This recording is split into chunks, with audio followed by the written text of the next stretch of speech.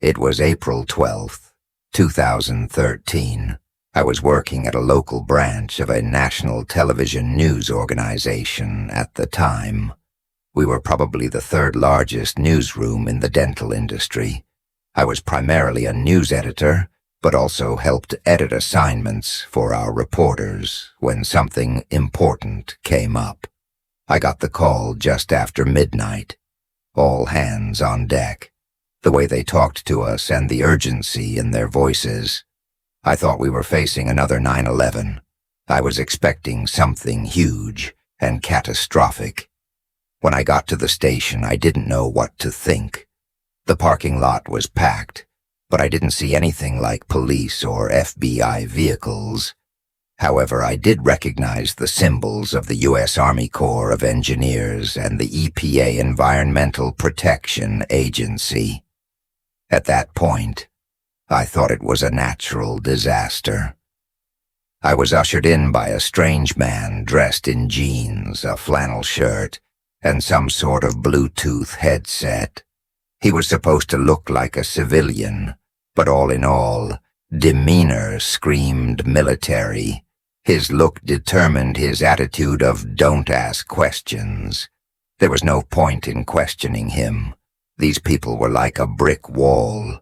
The newsroom seemed different in the dark. Everything was shadows were longer, and there was a slight echo in the air. Maybe sounds weren't absorbed as quickly, without the constant murmur in the background. There weren't enough chairs for everyone, so some sat on the floor. I stayed back, leaning against the wall next to my fellow news writers, Ben and Eric. We were all a little nervous and anxious, but Eric couldn't zone out. He was always working, making mental notes. Not everyone is here, he whispered. What are we missing, people? He repeated, we are missing a camera crew, live. He was right. Peter used to handle camera coverage, live. He worked closely with Noel, who was also nowhere to be found. Literally everyone except the two of them was there. No, he used to cover the late night and early morning news, so I was hoping to see her front and center of everything they were working on. Juniper added Ben. I got a call from a local. Something happened there. I asked a forest fire. No, nothing like that. Ben shook his head. No idea what. Something in the valley. Eric shrugged. We had never seen anything like that. A woman in a pantsuit walked in, and two men moved in to block the exit. We had never seen any of those people. We normally used that room for morning briefings, but without the murmur of people drinking their coffee, the atmosphere felt more sinister. The woman in the suit was carrying several folders and kept talking to someone on a headset. Out of all the people in the room, she seemed to have the most answers to get our attention. She slammed the folders hard on the counter. The room fell silent. A situation is developing in Brer Valley, said the woman in the suit. There was a small earthquake. There are no casualties in many ways. It is an insignificant event in itself. What we find incomprehensible. That is how your news team found out. Erica gave me a knowing smile. The people of the valley she adored, Noel and her morning segments, had by far the most viewers. If something happened in the valley, she knew it. Since it is a matter of national interest, we have had to take drastic measures to control the spread of information. The woman continued, we do not want to cause unnecessary alarms. If it is so insignificant, why go to all this trouble? Asked one of our editors. Charlie never knew when to be quiet. The woman in the pantsuit paused, considered the question, and took a deep breath. I could tell she was stressed. It is a developing situation. It could affect the local wildlife. Hence the presence of our friends from USACE and the EPA. And what organization do they represent? Charlie could not help asking questions. The woman in the pantsuit could have tolerated one interruption, but not two. One of the armed men covering the door approached. Charlie grabbed her arm and pulled her to her feet. "I just ask, who do you work with?" Charlie scoffed. "Is that a problem? Is there something wrong with telling me who we are dealing with?" She refused to give in. The man tried to push her away, but she broke free and took a step back. There was a murmur in the room as they saw the situation go from frustration to a possible confrontation. "Tell us," insisted Charlie. "You are from the DNR of the NOAA. Why don't you answer my question?"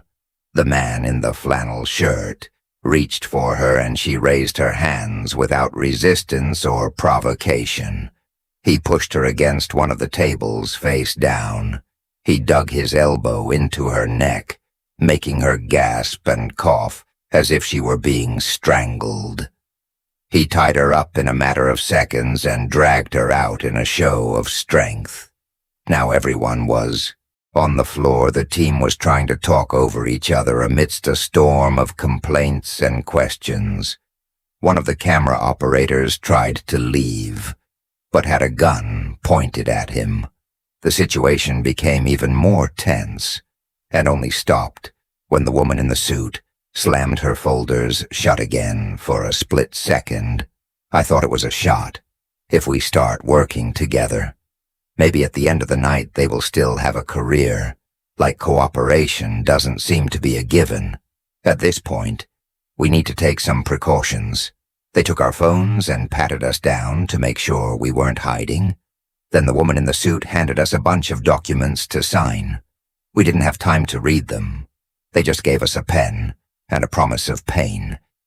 Once we were taken out of the meeting room, we were split into 3 different teams. Marcus, our news director, was completely quarantined. More or less, there was no clear organizational structure. Everything was handled from a distance. We could hear the different agents receiving instructions from a central command, external. Something in greenery. We were throwing a man arrived after 2 a.m. He was about 70 years old and wore a cheap navy suit. But I realized I shouldn't let him out of sight. The other officers seemed to pay special attention to him. He wore a small and ridiculous sunflower pin on his collar. Something old and corporate. He dragged us back to the meeting room while the guards began to hand out folders. "We have 3 possible scenarios," said the old man. "They are all equally likely, and we have to be prepared for each one. More people will come throughout the night and are expected to remain here for at least the next 16 hours. There were no questions. We hadn't seen Charlie since she was taken. Someone had spoken to Marcus about it, and since then he had been silent. He was a man who normally stood at the front of the room barking orders and taking control. Now he looked like a puppy, scared those with green folders. "Stay here," continued the old man. "Those with blue folders, go with the man at the door. The ones with the red folders come with me." All the editors had folders of different colors. I got a red one. Ominous, to say the least. We were taken to one of the back rooms, escorted by an armed contingent. The folder had a seal, and I did not want to risk breaking it.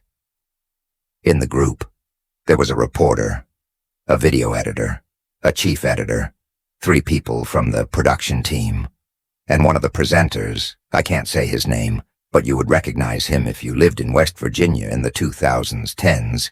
We sat around a small table. The old man followed us there, reminding us of the confidentiality agreement they had forced us to sign. Once we were all inside, he closed the door and let the guards wait outside. For a moment we were left alone with him. "I need your absolute discretion on this subject." He said, "You can read your report." We broke the seals and we reviewed our folders, page after page, of details, photos, graphs, and statistics. Mine talked about the rattlesnake and diamondback, said there was an aggressive and invasive breed, and that people should stay away from the lakes near Greenbrier Valley because of their presence. He also mentioned an urgent call to avoid certain underground caves, and not to be alarmed by the presence of wildlife specialists in the area. Everything seemed to be done in a hurry. One of the editors raised his hand, and the old man allowed him to speak. "This doesn't make any sense," the editor said. "You know there are no diamondback rattlesnakes here." "True. It doesn't matter. You'll have to report it. I don't want to say this is a lie. It's fiction. These snakes are native to Georgia. It doesn't matter what it is and what it isn't. You're going to report it. But people are going to notice. They will believe what we tell them to believe." The old man slammed his hand down hard on the table. We all backed away when one of the guards opened the door. They motioned for him to move away, and the door closed. Immediately after tempers calmed down, the old man went out to smoke. We were left arguing on our own. We compared notes, and neither of us was thrilled with the implications. It was obvious this was a worst-case scenario type of folder. And while the whole story about aggressive rattlesnakes was a hoax, it served to highlight something else.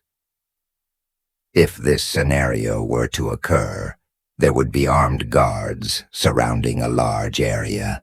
There was mention of controlled burning of the brush, and the closure of several major roads. At least 36 houses would have to be evacuated. But the worrying thing was not what they said, but what they didn't say. It was clear this had nothing to do with rattlesnakes, so what the hell was going on? Whatever it was serious enough that they were willing to burn down several acres of forest in the Lewisburg area. Then I saw our news anchor's eyes go wide. There are time stamps. He said this happens in 4 hours to put a plan of this magnitude into motion on such short notice. They should have already started to execute it when the old man came back. We were separated again and told to start working on the news segment. I was to write it up and summarize it, using the information and quotes provided to make it coherent. Our video editor was given some images and clips to work on. Our news anchor was asked to do a mock interview with a supposed snake expert who would explain the situation. It was actually just one of the guards sitting in the next room with a walkie-talkie. We were going to pre-recorded. There was something more to all this across the hall. I caught a glimpse of Eric, and we exchanged a look. I asked one of the armed guards if I could go to the bathroom. He didn't seem to care, but he warned me that he would come get me in a few minutes. I met Eric in the bathroom. I could tell she was nervous. She kept washing her hands as if she needed to keep busy. "Did you get it?" I whispered. "What did you say?" "They said they were hunting an armed and dangerous escaped convict, and you, rattlesnakes, diamondbacks." "What? Yes." I nodded. "Rattlesnakes." We compared notes. The stories we had been given were completely different, but they had the same pattern: the evacuation of an area and the presence of armed guards. Both could also serve as previous explanations for possible civilian injuries. The difference was in the scale. Eric's story had a much smaller scope and was more credible. Mine would have the same effect, but in a much larger area. Also, his story didn't involve setting fire to part of the valley, although he did mention locking doors and avoiding picking up hitchhikers. Eric was stunned. He paced back and forth, scratching his head. "What is this? What are they not telling us? This is not the time to ask questions. We have to lay low. But this is crazy." He snorted. "What are we gonna lie about now? Bigfoot, the chupacabra, the red piper, birds that trick kids in the woods, I don't know, but..." It doesn't matter, we can't do anything right now. Erica didn't like it, but I knew she was right, and to be fair, that Red Piper story had some merit. We ran out of time, and they took us to another room. They sat me in front of a laptop with a guard, watching my every move. They had cut off our Wi-Fi, but I started to write the segment about the supposed glitter outbreak. Every paragraph was reviewed immediately. There were no corrections, only two options. Either send it as is to the studio, or send it back to me. With a list of edits, the team protested, but they were quickly silenced. The video editors had little to nothing to work with, and without Noel and Peter, we knew people would start asking questions. You can't put together a late-night segment about something so absurd. Without them, they weren't just forcing us to lie. They were forcing us to do it in the worst way possible. It's just a precautionary measure. They told us. That's all a precaution. It probably won't even air the situation. At the station was chaos. People were running around. Some were screaming in the hallways. Someone was crying in the bathroom, and a guy from the production team passed out from stress. He looked like a ventriloquist's dummy, with his eyes half open. Slumped in a corner, one of our assistants tried to explain something to a guard, and received, as his only response, a right hook to the jaw. Everything was quickly getting out of control, and I was under unbearable pressure to finish writing. At one point, they forced us to get up and pushed us against the wall. When people started to protest, they ordered us to, until in the distance a helicopter was heard. The guards began. They were stirring, about getting ready for something. They pulled some plastic panels and tape off one of their trucks and evicted a news team from a meeting room on the ground floor. The helicopter was approaching.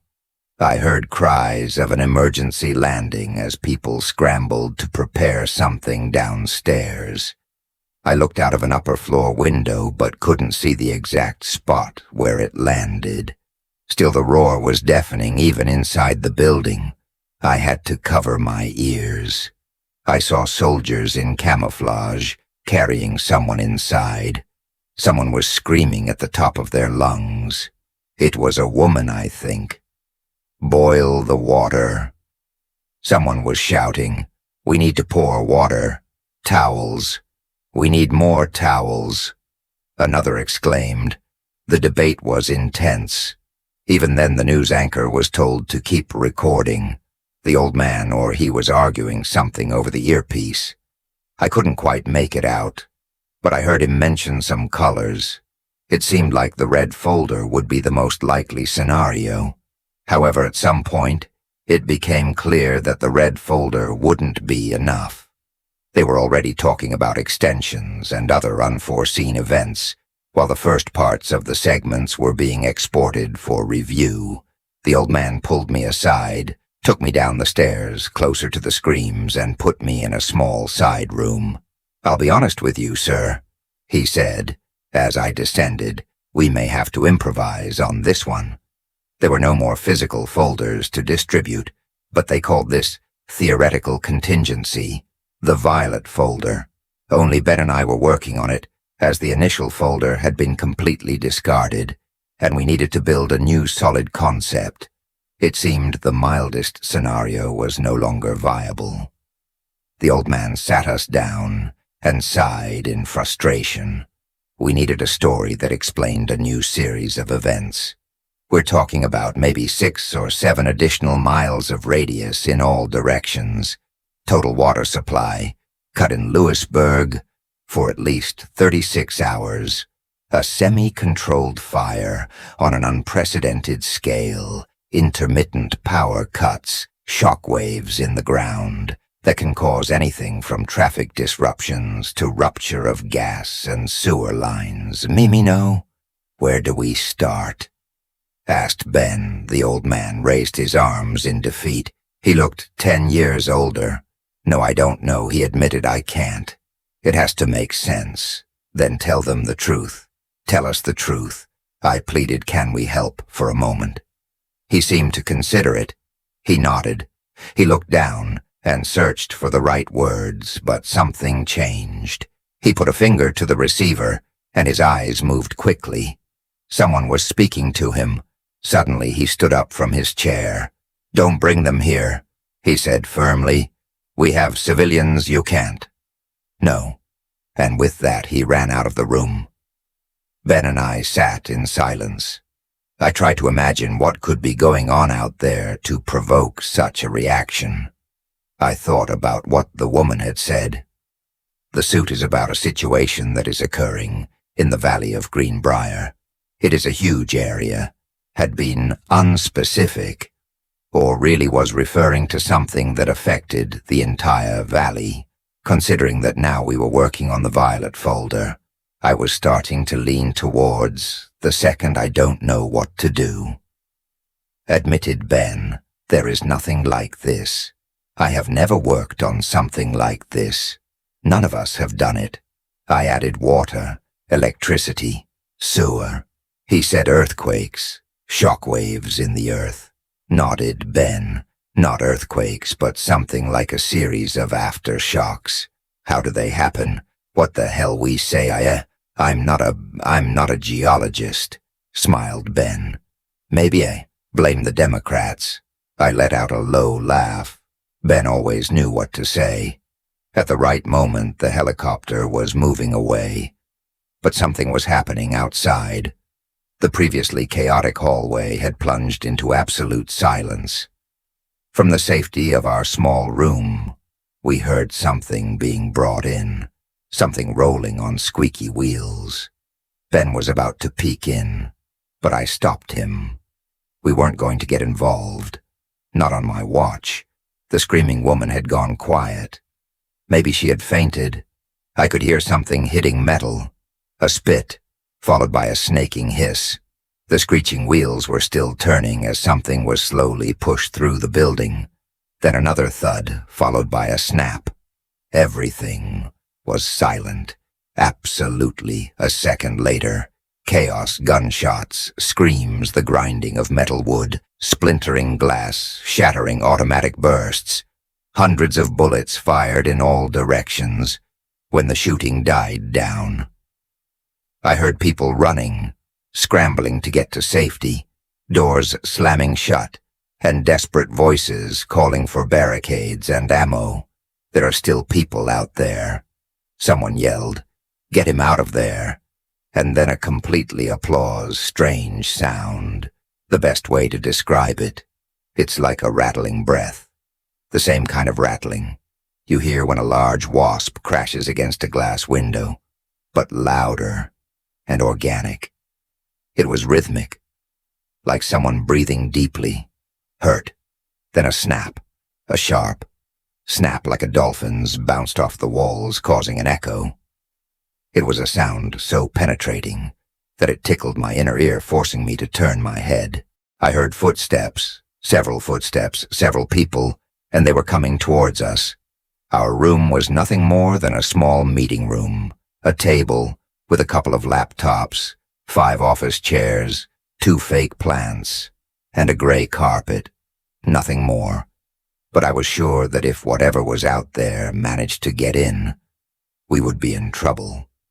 That had to be the answer to whatever was happening in the valley, and whatever that sound was going to haunt me in my nightmares. I pointed to the light switch, but Ben didn't understand the hint. I moved my hand more emphatically, and that seemed to work. He snapped out of his trance. He turned off the light, and we both hid under the table. Moments later, something wet hit the door. Ben covered his mouth to stifle a scream, but I could still hear his shaky gasp. Another knock against the door, this time higher up. More footsteps in the hallway. I counted at least 3 individuals in total. Then the sound of creaking metal. The doorknob was turning. Ben couldn't shut up. He was about to hyperventilate, and it was a matter of time. "You have to stop, Ben," I whispered. You have to stop. Just breathe. I can't, just... No, It got worse. I covered his mouth with my hand, forcing him to close it. I could feel his hot breath on my fingers. The doorknob turned, and something wet entered the room, only slightly muffled by the carpet. More clicking, more agitated exhalations. Something slimy and warm fell to the floor in pieces. Ben's breathing getting worse, more irregular, more and more faster. Something fell, slammed on the table above us. Ben couldn't help it. He screamed for a moment. Everything was silent. Every room, every guard, every vehicle outside. I didn't realize I was holding my breath until I felt heat on my face. Then one of the office chairs was thrown across the room. Hisses a furious and animal hiss, and suddenly Ben shuddered.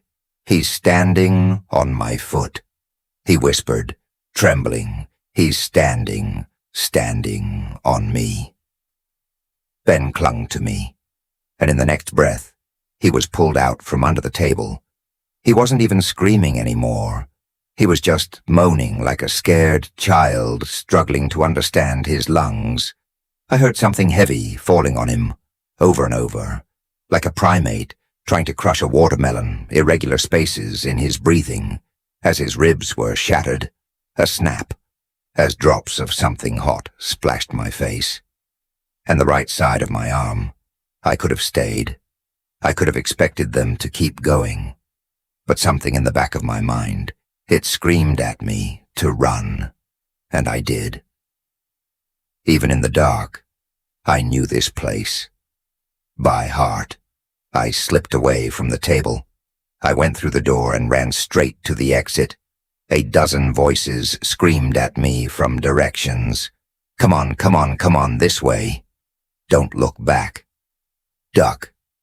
Something was panting behind us, trying to reach us. Something wet. I could feel it brushing the back of my neck, brushing away a handful of strands of hair, the front doors.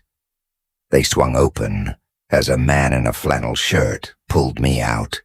Gunshots rang out, and whatever had been chasing me retreated into the darkness.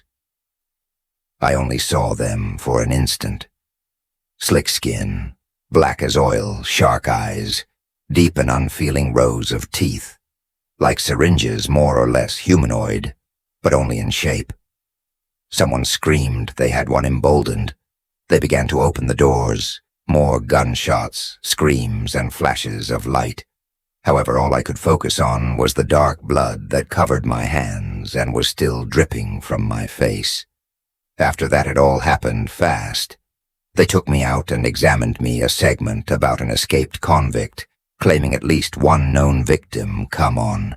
They kept the story small and local. If you lived in the area in 2013, you might have seen it on the morning or evening news on April 12th.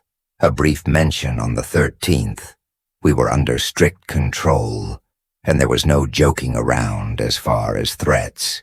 They made it very clear that one word about this would not only jeopardize our careers, but our very lives. It's been over 10 years now. I've changed some places, some names and some details, but the gist is still, maybe they still watch us from time to time to make sure we behave. I don't think they do. I'm writing this as a testimony of what really happened that day. There was no escaped convict. There were no knife attacks, but people died that day, and I still don't have the slightest idea why we can't even ask questions or they will make us pay. But I won't forget it. I won't forget it, and you'll never find me near West Virginia again.